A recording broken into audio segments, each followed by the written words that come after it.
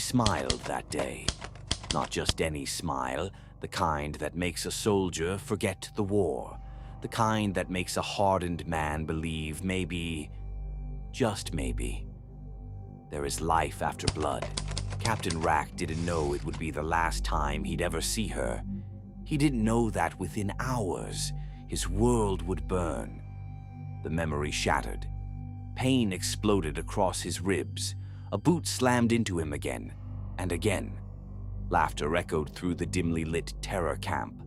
A K-47s gleamed under a flickering bulb. The smell of diesel, sweat, and blood hung heavy in the air. Rack spat crimson onto the dirt floor. His hands were bound tightly behind his back, with coarse rope cutting into torn skin. 7 men had followed him into hell, 7 brothers. Now their bodies lay outside these walls, cooling in the dust. Slow, heavy footsteps approached. Rack forced his swollen eyes open and froze. Veer Shah, his second in command, his brother in arms, the man who had taken bullets beside him, the man who had sworn loyalty until death. Rack's voice cracked, dry, broken, barely human. "Why, Veer?" Silence. Only distant gunfire, the crackle of burning wood outside. Veer didn't look like the man Rack knew. His face was calm, too calm, like a man who had already buried his conscience. Then Veer turned, not to Rack, but to the terror leader standing beside him. His voice was steady. "Double the guards, lock every exit. If he gets free, this entire camp becomes a graveyard." The terror leader laughed, but it wasn't confident laughter. Even chained, even beaten, even bleeding, Rack radiated something that made grown men shift uneasily. Not fear, certainty. Certainty that if he stood up, someone was going to die. Rack lowered his head. Blood dripped from his lips into the dirt. They thought this was the end. They thought they had broken him. They had no idea. Because when Captain Rack breaks his chains, he doesn't escape. He brings hell with him. It had shrunk to 4 walls. Concrete, steel bars, no windows, just a single bulb hanging from the ceiling, swaying gently, buzzing like it was tired of watching suffering. The air smelled of rust, sweat, and dried blood. For 90 days, Captain Rack K endured hell. They beat him. They starved him. They kept him awake until reality blurred into nightmares. Water was rationed. Food was thrown at him like scraps to an animal. Every bruise bloomed purple and black across his body like medals of pain. Bones cracked, skin burned, muscles tore. But he never screamed, and he never spoke. The guards began calling him a ghost. They would punch him, shout at him, try to force a reaction. All they got in return was silence. One day, the cell door creaked open. Slow, deliberate. Boots echoed against concrete. And then, a voice that once felt like home. "Rack!" Chains clinked as Rack slowly raised his head. Veer Shah stood in the doorway. In one hand, a bottle of water. In the other, a piece of stale bread. 90 days, Veer muttered. His voice wasn't mocking. It was tired, almost pleading. "No man survives this. Eat, drink." Rack's eyes moved to the bottle, then back to Veer. Without breaking eye contact, he let the bottle slip from his bound hands. It hit the ground. Water spilled into the dirt. Veer's jaw tightened. "Why are you doing this to yourself?" Rack's voice came out rough, dry, like broken glass scraping against stone. "Why? Are you doing this to me?" For the first time, Veer's mask cracked. "You think I wanted this?" he whispered. "I was here for 4 years, Rack, undercover, watching children starve, watching families suffer. For what? A war that never ends." He stepped closer. "The only way this ends is if they all die. Quick, clean. No more suffering." Silence filled the room. Then Rack laughed. A low, hollow sound, the kind that makes men uncomfortable. You didn't go undercover in them, Veer. His eyes locked onto Veer's. They went undercover, in you. The guards shifted nervously. Rack leaned forward slightly, blood dripping from his split lip. They didn't change the war. They changed you. They made you believe slaughter is mercy. Veer didn't respond, because deep down, he knew Rack wasn't wrong. The room no longer felt like a prison. It felt like a battlefield. 2 soldiers, 2 ideologies. One broken by darkness, the other forged by it.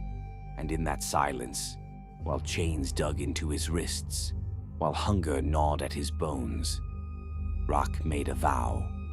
The day these chains break, this camp burns. Chapter 3. The Escape 90 Days. That's how long they believed they had broken him. They were wrong. The chains around Rack's wrists rattled softly in the darkness. He wasn't sleeping. He hadn't truly slept in weeks. He was watching, listening, learning. Guards changed shifts at predictable times. Footsteps slowed after midnight.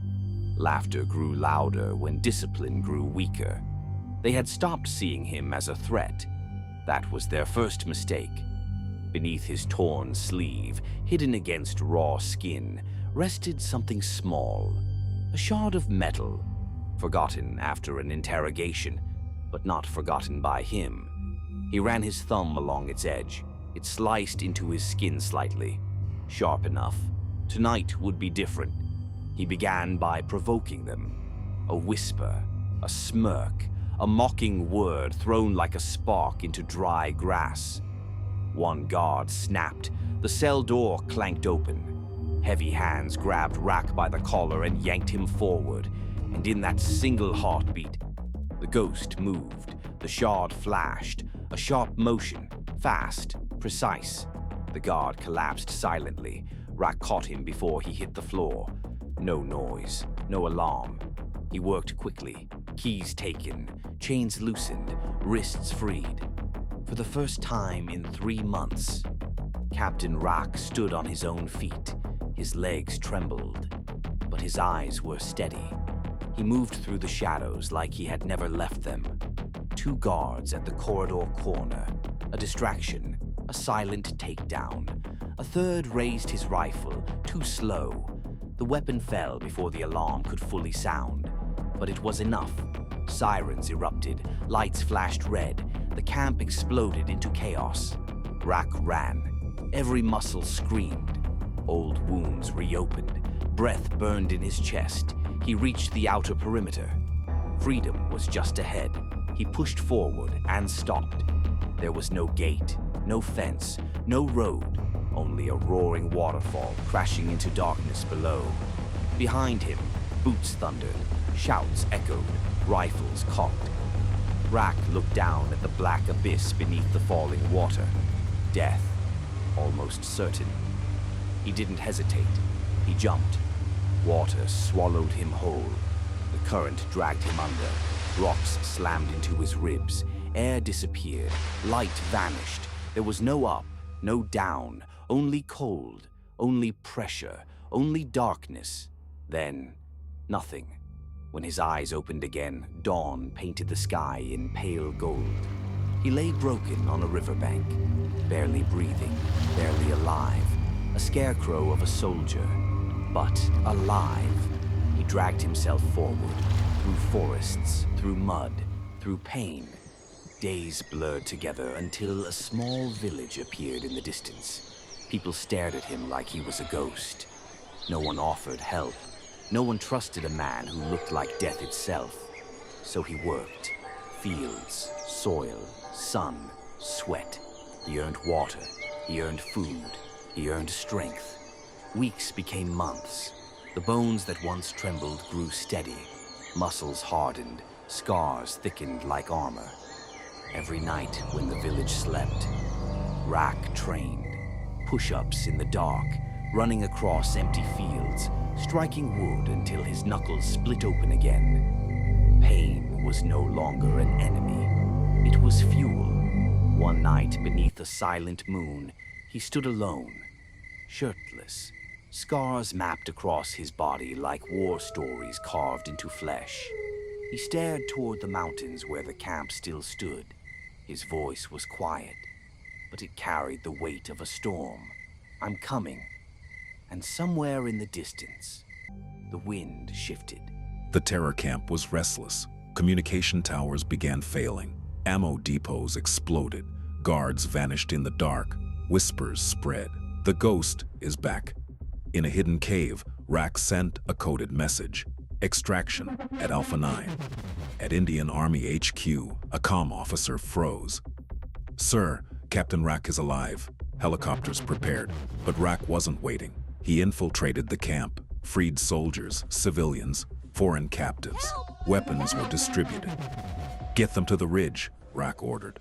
"Fire the flare," a soldier asked. "Sir, what about you?" Rack's eyes hardened. "I have unfinished business." The convoy was chased. Enemy vehicles closed in. A tank rolled forward. The SOS flare shot into the sky. Hope burned bright against darkness. Meanwhile, in the forest, Rack waited. Veer's jeep approached. The explosion flipped the escort vehicle. Flames lit the trees. Rack and Veer faced each other. No words, just fists. Bone cracked. Blood spilled. It was not a fight. It was the death of a brotherhood. Finally, Rack locked his arm around Veer's neck. Tears burned his eyes. "I'm sorry, brother." Silence. Veer fell. Ibrahim tried to flee. Rack dragged him back in chains. Then the sky roared. Indian Army helicopters stormed the battlefield. Missiles destroyed enemy armor. Commandos rappelled down. When the smoke cleared, a figure walked through fire, dragging Ibrahim behind him. The major saluted. "Welcome home, Captain." Rack didn't smile because his war wasn't over. At the base, cameras waited. Medals waited. Praise waited. Rack dropped Ibrahim into an interrogation chair. "You think this ends?" Ibrahim laughed. Rack leaned close. "No. Mine begins now." Later, a general offered him rest, a medal, peace. Rack pushed it back. "I didn't fight for this." That night, he disappeared. In a forgotten city, inside a dim safe house, Rack stood before a cracked mirror. Scars covered his body. He lifted twin blades, strapped them across his back. Then, he picked up a bone-white mask shaped like a grinning skull. He put it on. Captain Rack was gone. Only the ghost remained. He chambered around. This isn't over. The camera pulled back, beyond the building, beyond the city, somewhere in the shadows. A bigger war was waiting, and this time, the ghost would hunt first.